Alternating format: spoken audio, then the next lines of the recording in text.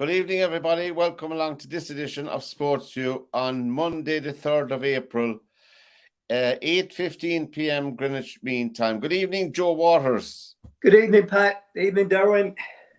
Hey, Hi, Derwynne. Joe. How are you, Pat?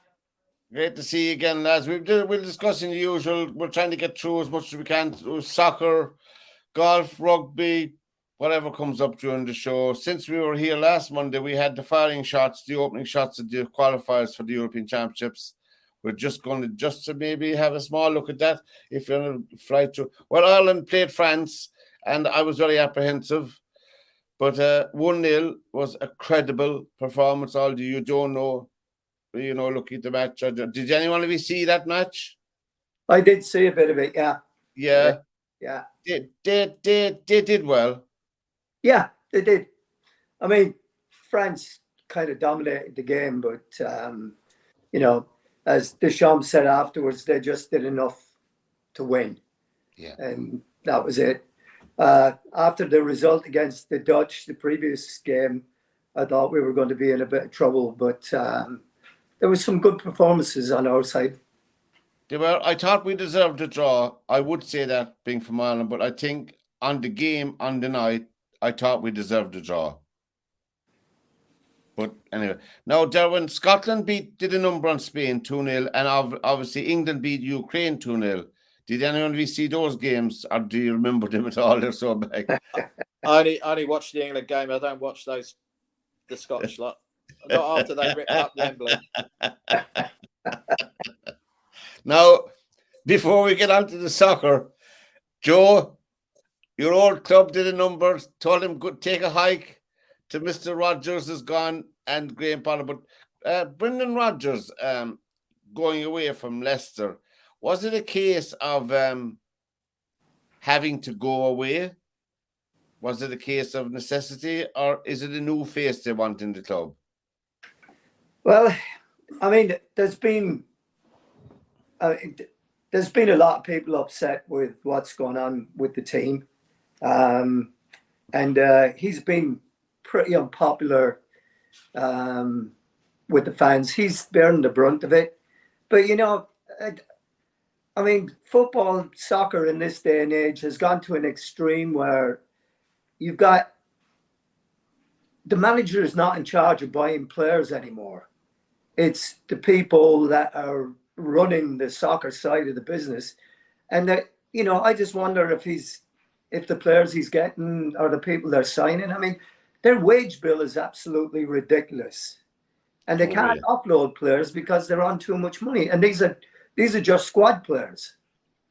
So they didn't have a good transfer window last summer. Maybe he didn't even get anything last summer. But I watched the game on Saturday, and I just thought they were terrible. I watched Wilfred Ndidi, and I've watched him now for a while, and this guy has just gone backwards. I mean, on the edge of his own box, he's coughing the ball up under no pressure, and Crystal Palace nearly scored from it. So, you can blame the manager all you want, but it's still players. I mean, players are on the field. They're winning 2-1 against Tottenham with 20 seconds to go, and they've got a goal kick, and they end up giving a goal up. I mean, that's players. That's not the manager doing that. If they give a goal up in the last minute again on Saturday to lose to Crystal Palace. So you have to look at it, and you've got to start asking yourself, are the players just not good enough? And yeah. I mean, he's had a lot of injuries, but, it was becoming so toxic a subject. I mean, I've watched it online and what have you, and the fans, the atmosphere in the stadium is poor. So maybe it was just best that they parted ways. And Derwynne, there's only about, I think, 13 or 14 games left or something like that. With Leicester City, a team like Leicester City, as Joe said, there's no club going to take their players anyway because they're too expensive. But really changing a manager, and I mean, I do feel a bit of sympathy for Rodgers, but with 14 games to go. But what difference, Derwynne, will it make to the club? Well, all the talk over here about Leicester is that the owners are financially strapped because of the economy that's been going on with regards to their businesses. Yeah. He didn't get any money to buy players at all in the January window. And to be honest, like Joe's just said, to me, you've got X amount of teams who just look like they go and pick up their wages and they don't really care about the club anymore. It's just a means to get some money and get funded and whatever. None of them seem to have any passion for the club, do they? They're mercenaries. Yeah. Sorry, Joe, I know you're an ex-pro footballer and stuff, but today they feel like mercenaries rather than they've got any kind of love for the club. Right. To or put appreciation, maybe not love, but appreciation for what they're lucky. I agree with you. I mean, Roy Keane said it when he was at Sunderland, and he was trying to sign players, bring players in. And the first question the players asked is not like, well, what kind of a system are we going to play? What style of player are we going to play? What's this? The first question they ask is, what's my package? Yeah. So, I mean, I know. I can understand it in some ways, but, guys now are making a ridiculous amount of money, and to me, they should be given more than they're giving, and it's not happening. I'm really disappointed with what's happened at Leicester. Yeah, They were a model there for a while. They were. And of course, like Derwynne just said, the owners have struggled since the pandemic, since COVID thing with their finances and what have you, because travel was impacted by it, and that's their business is a duty-free business. But also it didn't help that they built £100 million new training ground. Yes. So that in itself is a huge expenditure that they had laid out just before COVID hit, I think. And and they didn't see this coming, the downturn in the economy and COVID and all that stuff. And I think that they're getting walloped from all sides. Now the owners, to be fair, forgave the club like £99 million loans or something like that a few weeks ago. So, the club is somewhat healthy, but it's going to be a huge shock if they go down.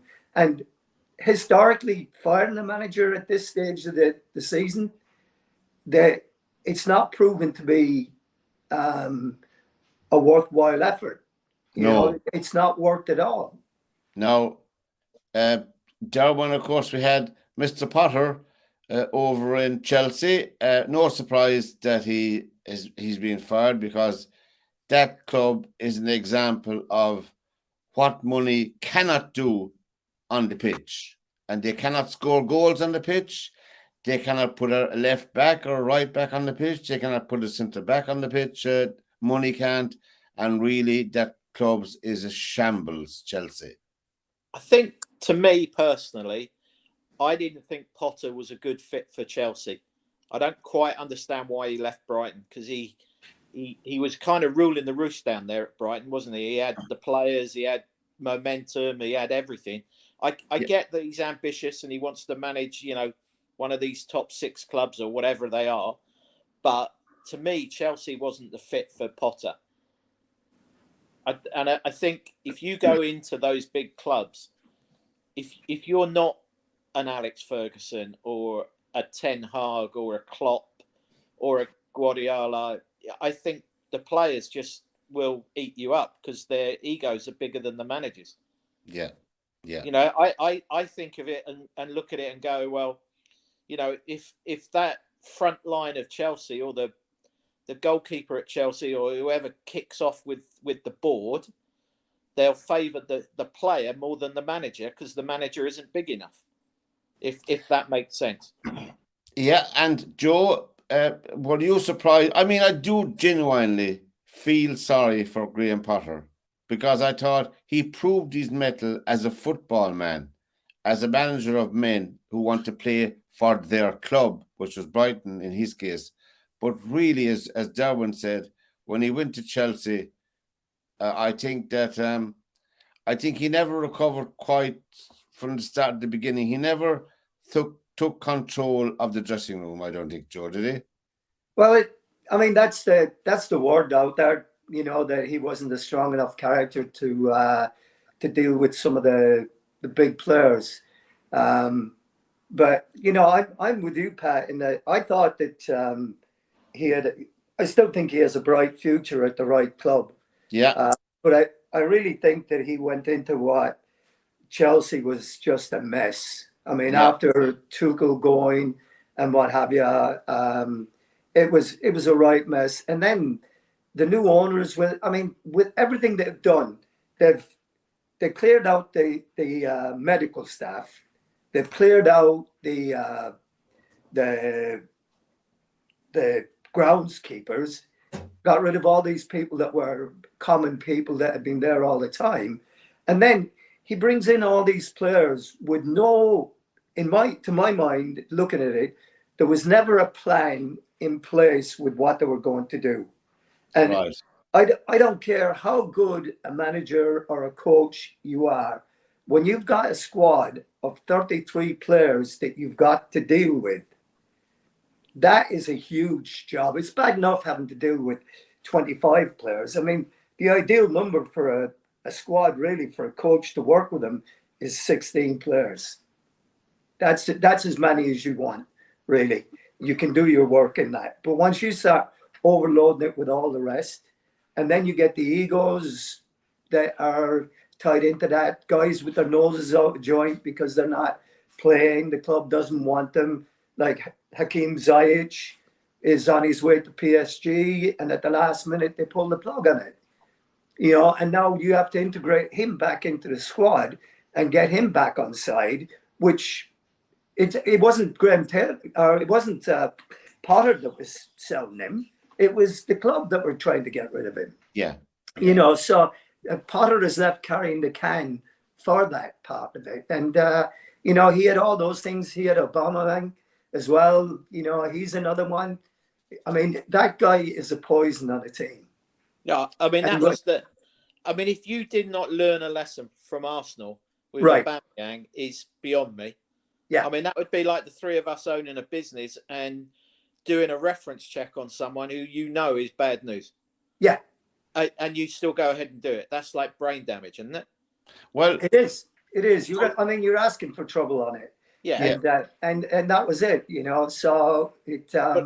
But I think these agents as well don't help, because they're more into the board members than they are the manager, aren't they? Yeah. And I think that you start this whole trail of like poison going through, and it's like a virus, isn't it? And it just creeps through it, and the board suddenly go, well, like the agent's telling us that the player's not getting this, he's not getting picked, and before you know it, the board are making decisions when they don't really know that side of the business, do they? But you only have to look at what happened at United. Yeah. When Ed Woodward was there, and the decisions they were making in the players that they signed, and they weren't signing players with any plan as to what they were going to do with them. They were just signing guys because they didn't want them to go somewhere else. Yeah. And then Chelsea looked like they're doing the same thing. It's like, oh, who can I get today? Who's available today? And that looks like it's going the same way as United, and it's going to take somebody with a really strong background. It tells you everything when a strong character like Tuchel gets fired at Chelsea.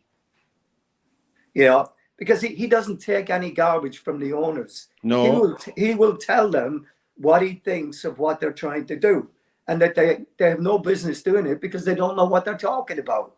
It's like stick to your own. It's like, I think it was Tom Finney or Wolf Mannion wrote a book, and he said what a football director knows about football, and it was a blank page. and that's the reality of it right there. I mean, they know all the things they need to know about their businesses, but if they ran their own businesses like they run a football club, they'd be bankrupt. Well, I think it's almost definite now that Chelsea will not be in the top 4. We could nearly say that now. And number 2, and over the weekend, I thought Liverpool were shocking, absolutely shocking against now Newcastle are a good team. I think Newcastle are more or less a top 5 or 6 team anyway, Yeah. They have some excellent players, but Liverpool were just shocking. I don't want to pick out any single player. It's not fair because it's a team thing. But a club like Liverpool having to bring on the likes of Milner and Fabinho, whatever. Oh my God's sake, lads. Where are they going, Derwynne? Where are they going? Well, I'm not going to say anything because United without Casemiro looks like a disjointed team. They look terrible without him. Oh, they were pathetic on Sunday they played, wasn't it? I watched it. Yes, I watched it all the way up to the first goal, and they were so poor that I didn't watch it anymore. I watched Liverpool and City game, and it's like we talked about, Pat, a couple of weeks ago.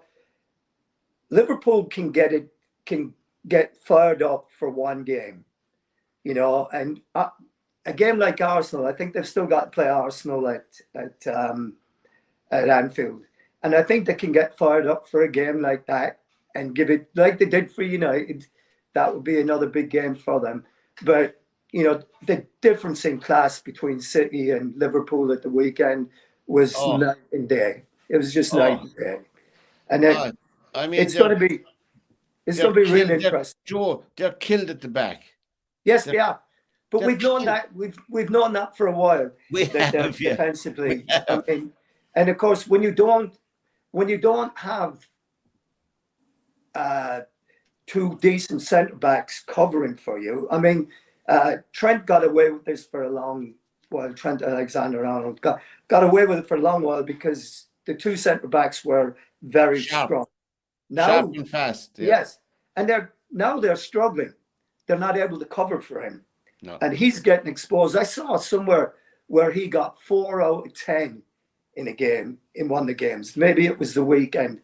And that this has been coming to him for a while. We know he's an outstanding attacking player, but we've always known defensively he's poor.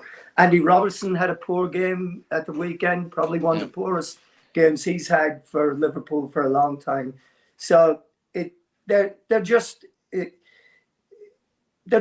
total disarray, and they need a good influx of players. They do. Every line in the Liverpool team, as well as the Man United team, there's 1 or 2 suspects. There's 1 or 2 doubts in each line of the team. It's a reality of life tonight. Of course, while we're on here, you're watching SportsView on theirmedia.tv. Press the red button to subscribe to our channel. We're on air at Monday the 3rd of April, and there's a Premiership match on at the moment. It's 0-0. I think Tottenham Hotspur and Everton are playing out. And maybe that man Conte, of course, Conte told a few home truths about Tottenham, and obviously they took a deep breath and then they let him go. But I mean, I think he told it. I think he was honest himself. What do you think, Joe? I think he was honest. Well, I think he said, but I mean, what we've all thought about it, and what Tottenham have been for a number of years. I mean, I remember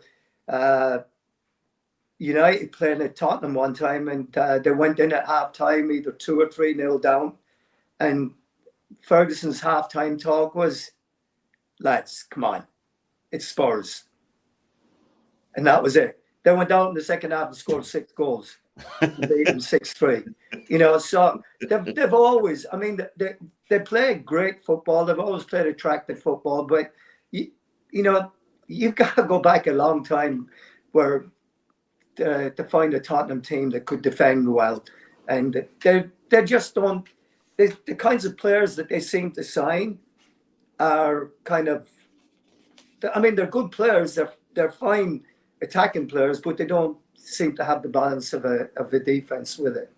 Well, yeah. Go on, Derwynne. I would have thought Kane's got to be out this summer, isn't he? Well, I hope United go and get him because they're going to need him. I feel sorry for Weghorst or whatever his name is, Weghorst or whatever, because he runs around, he presses and runs like a nutter. Yeah, but if the other guys had put in the effort that he put in against Newcastle, then it might have been a different game. You know, you cannot fault the guy for the effort that he puts in. No. You know, he's not the greatest player, but I tell you, he puts in a good shift every time he pulls on a jersey. I have to be a little bit biased now. My team is in the hunt for promotion. That's Luton Town. I'm looking forward to going sitting in Kenilworth Road and watching United come and being thumped 3-0 or something like that in Kenilworth Road. That's my little. Are they still AstroTurf there, or are they grass now? I don't know.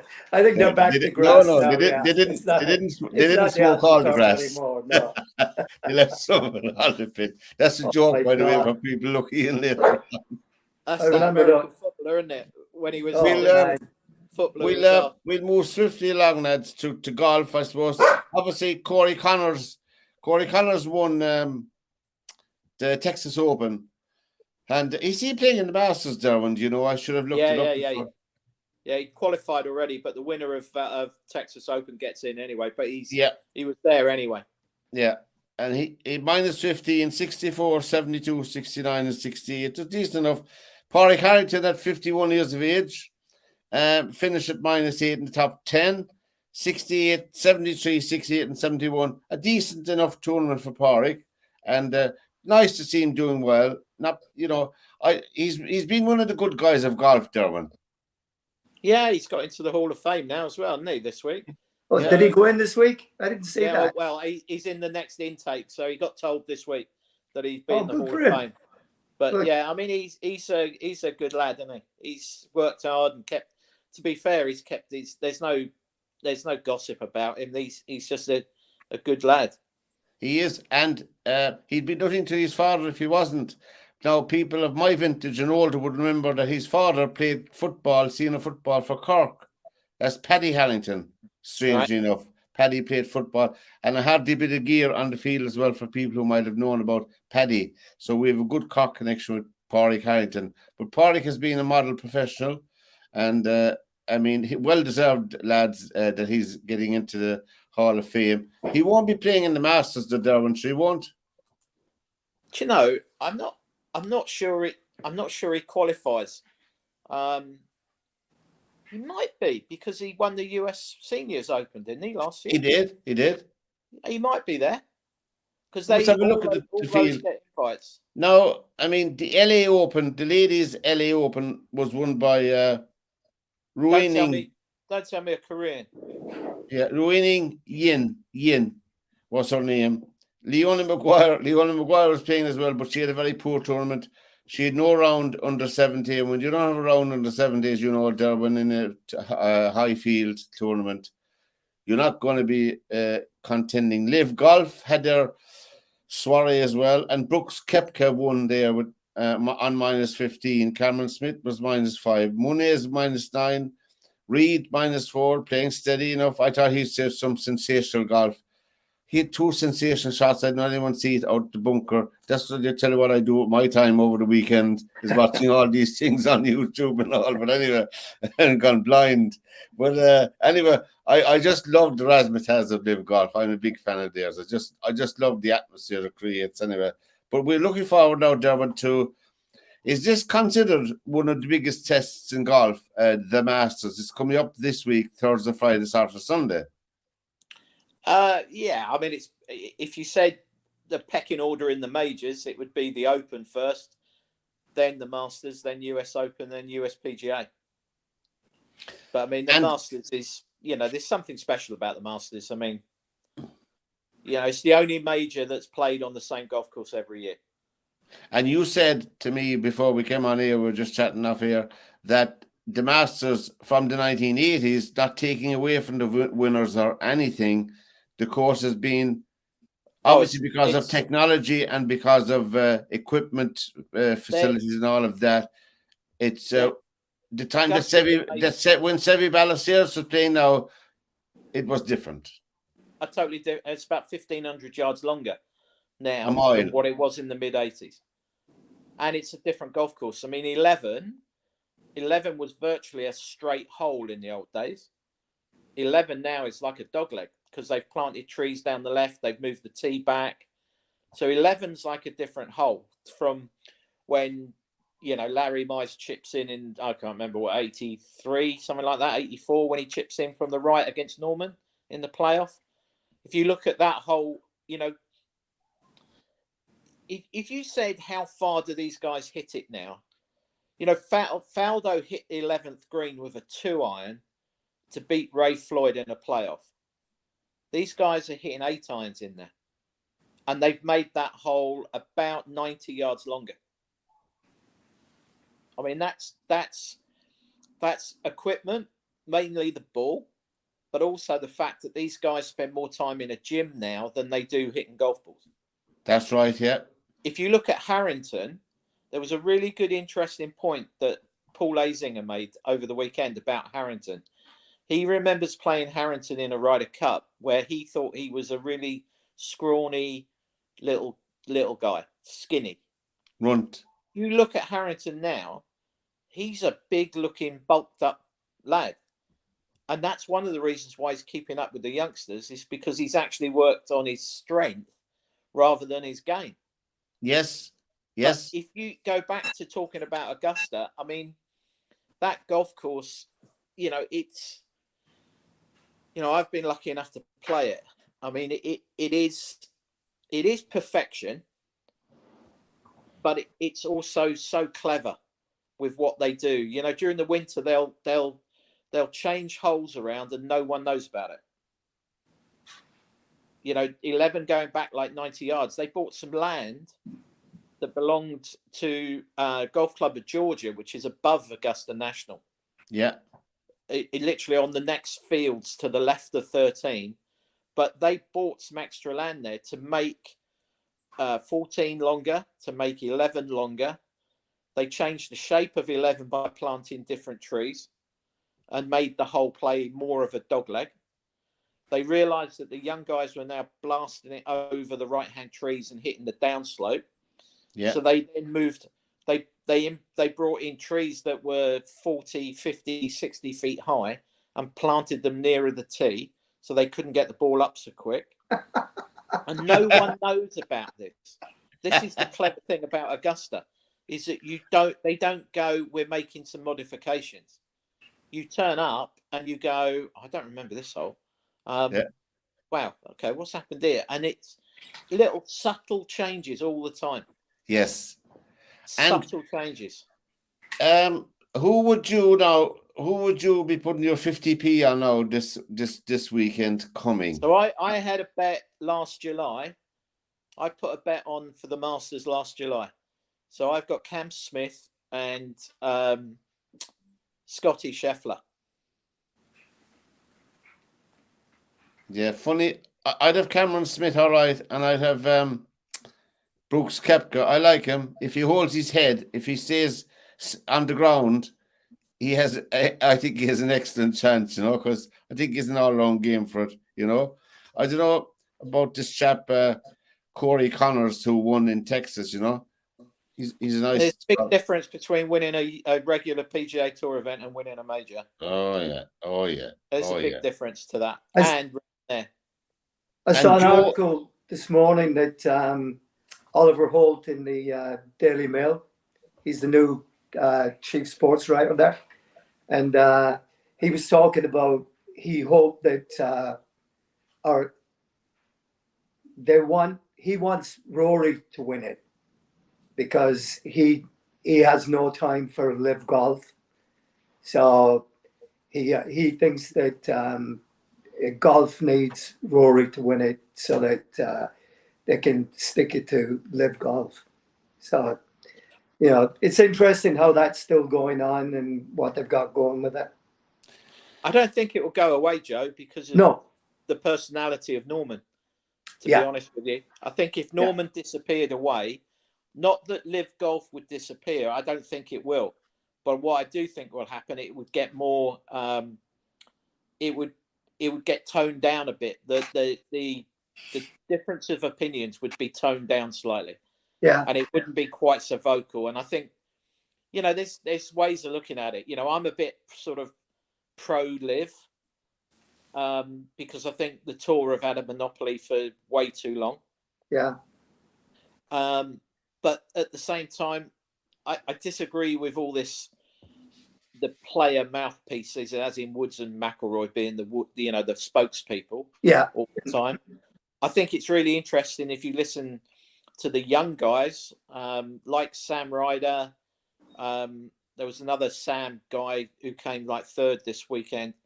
Sam Burns. Sam Burns, is it? Yeah. They don't talk about Live. They're just getting on with their own careers, and I sort of admire that because they're not getting dragged into any of the politics of it.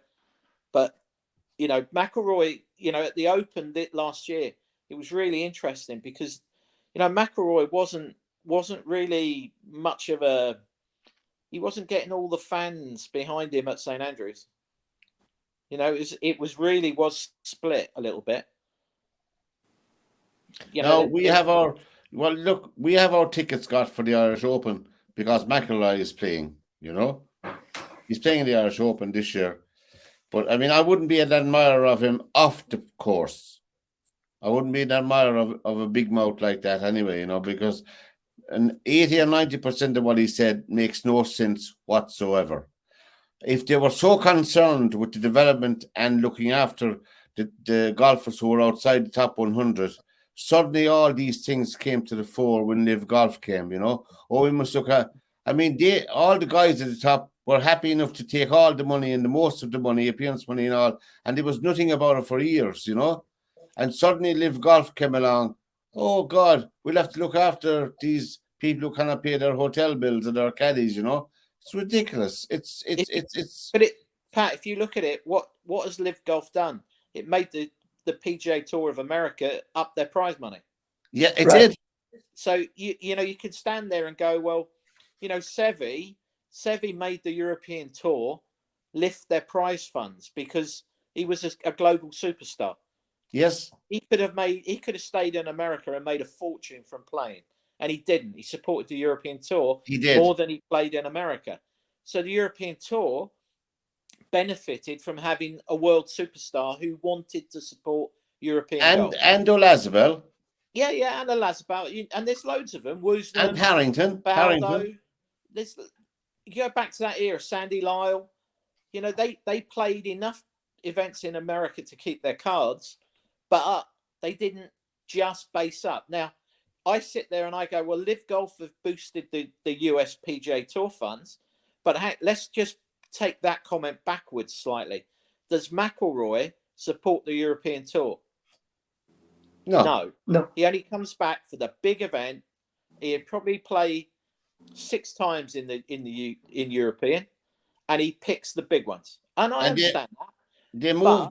They moved the Irish Open for him for the dates, you know, to suit him. Well, yeah. I mean, to me, you know, I look at. I was lucky enough to play golf with the guy. I know everything else with Seve, but I mean, he drove the European Tour from being a superstar. He did. And now, what would Seve have done now? Would he have gone to Live, or would he have stayed with the US Tour? Because my gut feeling is he would have gone to Live. Oh, knowing I didn't know him, but his personality and his character would be totally suitable for Live Golf. We would have gone to Live because he was really tight. He loved having money and he was tight. And he would have gone there because of the prize funds. Yeah. And he was the one who was driving all, you know, look at the stance he took about when European Tour said, we're not going to pay any appearance money. He stopped playing. He went had played in America for a whole season. He only came back for the Open. Because he was like, why are you dictating to what I can do? And that to me is a little bit what you've got Woods and McIlroy kind of, they're dictating what other players should or should not be doing with regards to their own careers, for argument's sake. I'd say now, Derwynne, listening to you there, what we're looking forward to from Derwynne's point of view, I won't have any part of this, of course. This is all on Derwynne. We'll have the final pairing on Sunday. Coming down to Eamon Corner will be Cameron Smith and Rory McIlroy.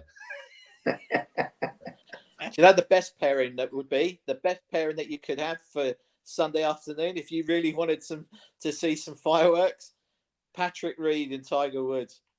Oh! Coming down the stretch. that would be like the perfect fireworks. Or even Anyway, McIlroy and Reed. We're going to enjoy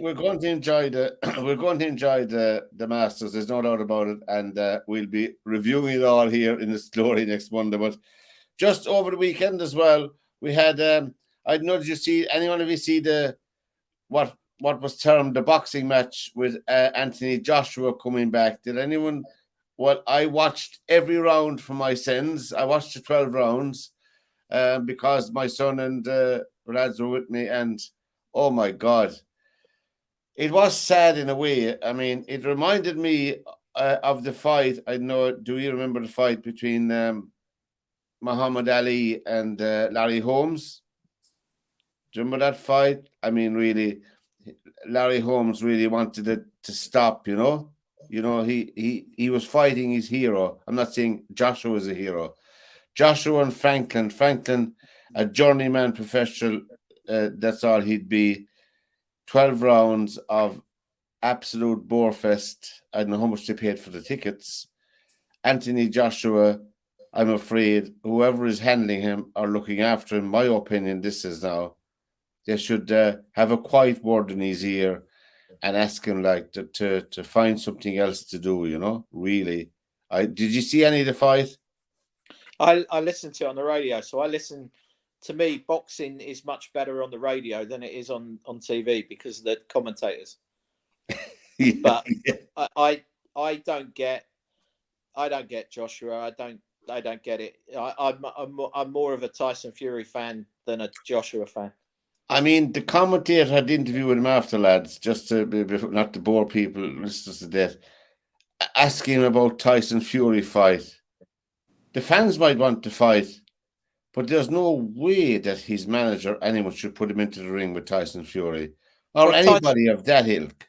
Tyson Fury's already offered to let Joshua have all the prize fund. Yeah, he'll fight for nothing because he just wants to. He won't fight him. Just wants to beat him. Yeah, just have it done with. As in, like, you know, I mean, to me, Joshua should just fight Tyson and get it on with it because he's never going to have the reputation that he might deserve until he fights someone who's better. I mean, it's a bit like, you know, who's he going to fight next? Me, Joe, you? I mean, there's nobody because, I mean, the only fight for him is, unfortunately, Tyson Fury or Deontay Wilder they're talking about as well. But he won't get Wilder's 37 years of age. Wilder, to me, is a sprint force, but he'd still beat Joshua. That's how bad Joshua is, you know? Yeah. He was beaten by a door fight, a light heavyweight in Usyk from Ukraine, that fella chap, you know? I mean, Usyk embarrassed him, you know? And really, the writing was on the wall. Just sad to see, in a way, you know? Because sad to see in front of your eyes. I mean, we were waiting for the fight to happen and suddenly it was all over. That kind of way. What a waste of it was only 45 minutes anyway, you know. Thank God. We had all the sweets and popcorn eaten at the end of it and the bag and all with it that went with it. But anyway, just Katie Taylor's fighting, as you know, next month in Dublin. The tickets are on sale since last Monday, from €80 to €1,500, lads. And really, you can make up your own mind there, you know.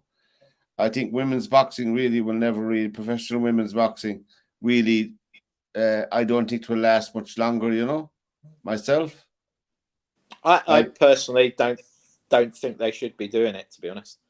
Oh well, I agree with you there, but I'm saying as a sport, as a attraction, I don't think so. I don't think so. You know, with all due respect to Katie Taylor, you know, I I'm not don't saying think I so. wouldn't want to get in the ring with her. I don't, because she'd knock 9 shades of Dildar out of me. But No, but I mean, I hope she retires after this win, lose, or draw, because really she needs to you know, she's entitled to spend the rest of her life really intact and made a few bow out of it and, you know, move on. And hopefully, we wish her well, you know, we wish her well. And the good ringside seat will cost you €500. I was looking at the layout, so really, I mean, that's an awful lot of money for the. can't Anna get us tickets and get us in? Huh? Can't Anna get us tickets? Who? So that's where she is today. She's trying to get us tickets. She's in the queue getting us tickets. I think she's over in she's over in Spain at the moment. She's in the sun in her back. Fair play to Oh, her. lovely. Yeah, I mean, She's- I go she's to see hiding- the amateurs, all right, but professional.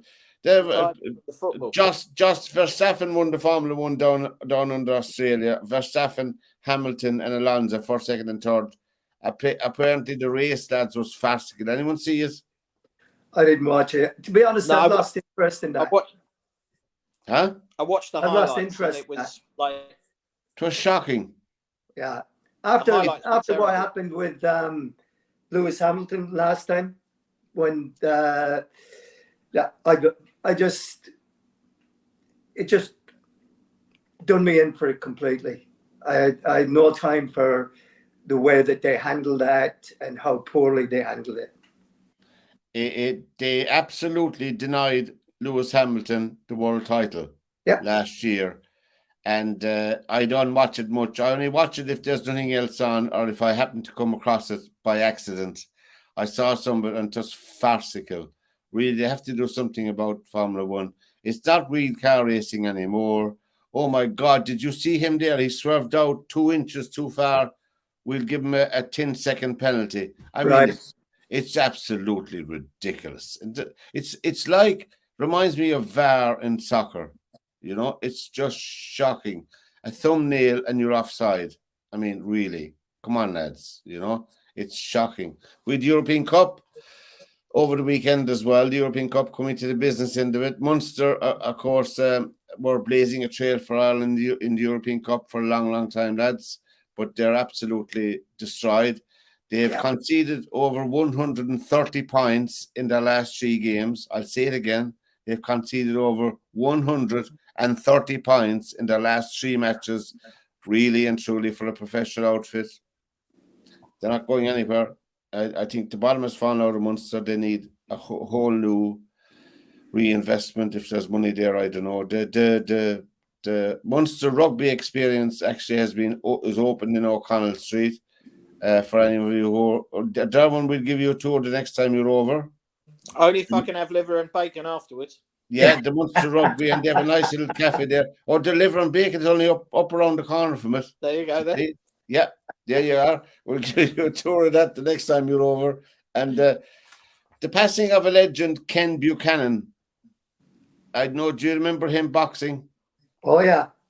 He passed away over the weekend. And of course, my dad was an ex-boxer, and I'm the eldest in the family, so I grew up listening to boxing on the radio first for years and years and years, and then we progressed onto the black and white telly. But Ken Buchanan he actually was voted Boxer of the Year by the Ring magazine, which was the real Bible of boxing, over Muhammad Ali, Joe Frazier, and all them in 1970.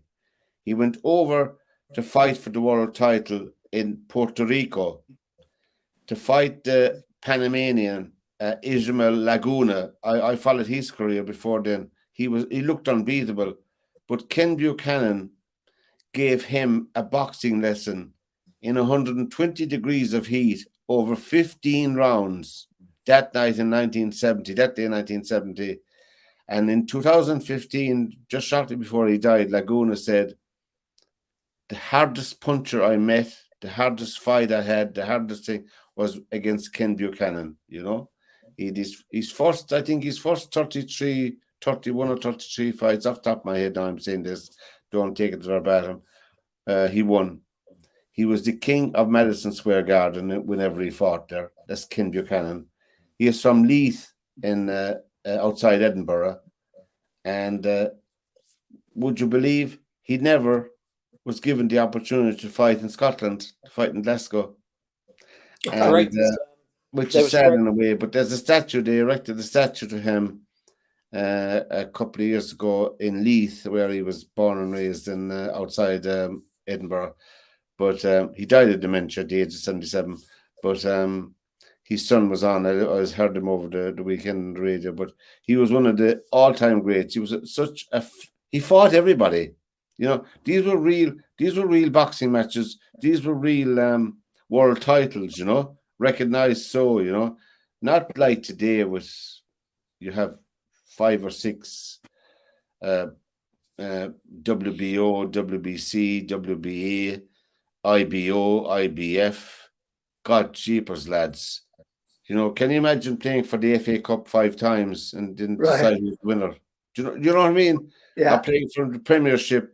Oh no, you must beat so and so over there. They won that version of it. I mean, There was a great story on the weekend on the radio. So I'd been away playing golf, driving back, and Steve Bunce, the boxing correspondent, was on, and he was talking about Ken Buchanan, and he told a great story that Ken Buchanan was fighting in America, and they were somewhere. I don't think it was Madison Square Gardens, but it was somewhere in America. And there's a knock on his dressing room door, and they open the door, and it's Muhammad Ali, or Cassius Clay as he was. Yeah. Literally, him and his trainer and his, ring men or whatever have literally turned around and said, there's no room in the changing rooms for me. Is it okay if I come in and share a changing room with you? And it would be a great honor if you'd let me do that. And Ken Buchanan is fighting some world title. He is, and literally goes, yeah, sure, no worries. And moved his clothes off one peg to let Ali put his gear on a hook. And he warmed up while Muhammad Ali was getting changed for going on before Ken Buchanan. He was on the undercard. He was on the undercard. Yeah. And he literally was like, and he never even thought about it. It wasn't like there was no ego, as in he was the superstar. And I've got to have the changing room, and yeah, come in. No worries, lad. Come in like that. Yeah. And it was Muhammad Ali. Yeah. Just Cassius Day, Muhammad Ali. But I mean, Buchanan was the Lord of Madison Square Garden for a couple of years. You know, probably the best British fighter, one of the best pound for pound fighters ever came out of Britain. Scotland was Ken Buchanan. There's no doubt about it, you know. And sad he was young, 77, you know, but he was in the home, and the dementia took him in the end, you know. But that was, anybody who wants to find out anymore, there's wonderful documentaries. I think it's on the BBC Sports website. You might find them, you know. I'm doing a special tribute to him myself on my own podcast. I have it almost ready, just waiting for someone to get back to me. So I think he should be remembered anyway, you know, because, you know, he was one of our own collectively over on this side of the world anyway, you know, but really, he fought them all. He stood in front of everyone, you know, even Roberto Duran, you know, he fought Roberto Duran as well, like he did, you know. So there he is. Either Joffre from Brazil, another wonderful boxer. We're going off now. We look forward to the what I call it, the Masters the weekend, and it's still 0-0 with Everton and Tottenham as we're on air tonight, lads. It's half time in the thing, so half time anyway, you know. But now let's get back to Liverpool. Is Klopp in danger? Why wasn't Klopp sacked just before we finished, Derwynne? Why isn't he sacked by Liverpool? I think they can't sack him because they haven't given him enough players, have they? They haven't given him enough quality. So I think they would look bad for sacking Klopp. Personally. Yeah. What do you think, Joe? I've said it before. I mean, he has enough credit in the bank with what he's done there to keep him going for a while. I think if it might be a different kettle of fish if the rebuild this summer doesn't go well. because they're going to have to do something about it. I mean, but in today's day and age, I mean, you saw last week Nagelsmann gets fired at Bayern Munich. They're in second place in the league. They're in the quarterfinal of the Champions League. They've won the cup, and he's out the door because they're not playing attractive enough soccer. So I mean, the game is really going crazy. I mean, what was it? There's 12 managers been sacked this year in the Premiership. I think that Brendan Rodgers, could he be the new manager of Wrexham?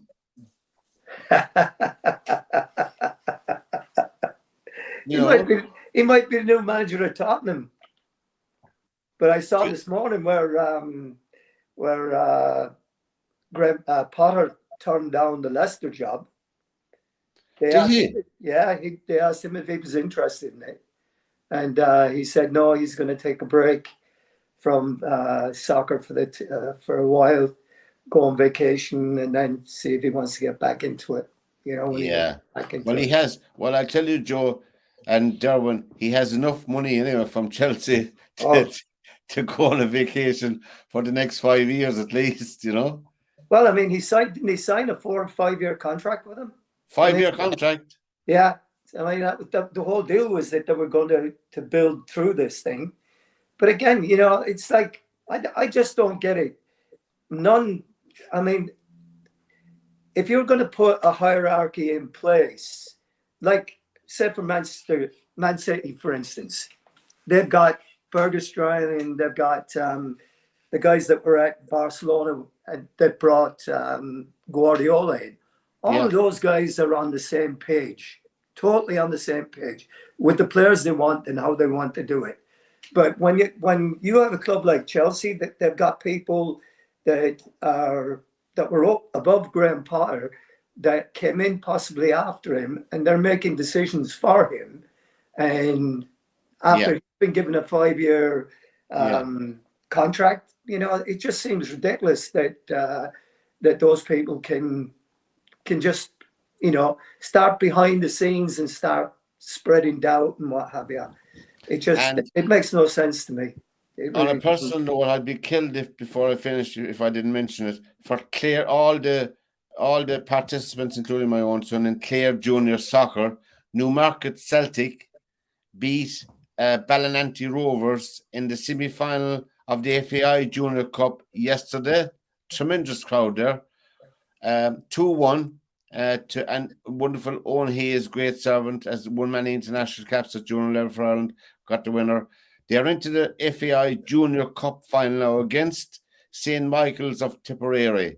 There's no Dublin team in the final. So St. Michael's of Tipperary versus Newmarket Celtic in the FAI Junior Cup in Lansdowne Road. I don't know what the date is, lads, but it's a great day for junior soccer in Clare. They've never won it, and they're only one step away from it. Commiserations, of course, to Ballinanty and Have St. Michael's ever won the FAI Junior? I don't know. Have they or not? I didn't look it up. I know they've been in a final or two. Yeah. They're very tough. Yeah. Yes, they are. They are. Good tradition. So that's interesting. We have a lot to look forward to. Two Munster teams from hurling counties in the FAI Junior final. It's amazing. You couldn't make it up, and that's true. And Ballinanty have to look forward to the semi-final of the Munster Junior Cup coming up for them. Plus, they're running in the Premiership here in Limerick as well. So they have still a lot to play for the rest of the year anyway. But obviously, one team had to win, one team had to lose. But I wasn't at the match. I was somewhere else. But my son and the lads were at the match. There's a huge crowd there. And fair play to them anyway. And commiserations to Ballinanty. Year day will come again. Anyway. Oh, goodness, Joe. Before we finish, I want to thank Joe Waters. I want to thank Derwynne Honan. You see, Derwynne is back, see? Yeah. Derwynne. Final word, Derwynne. Who's the winner of the Masters? I'm going to go for Scotty Scheffler. Joe, I'm sticking with the Irish. I'm going for Rory. I want him to win it. I do. I'd like to see him complete it. Yeah. I have a sneaky suspicion for Cameron Smith. For the obvious reason. So we have Rory, Cameron, and that'll tell you lads how much we know about golf. But from Derwynne Honan, from Joe Waters and myself, from this edition of SportsView, lads, thanks for your time. It's been a blast again. And press the red button, subscribe to our channel, and we'll see you all again next week with the help of God, le cún of day. So slán let agus tóga boge. Good night, lads. See you.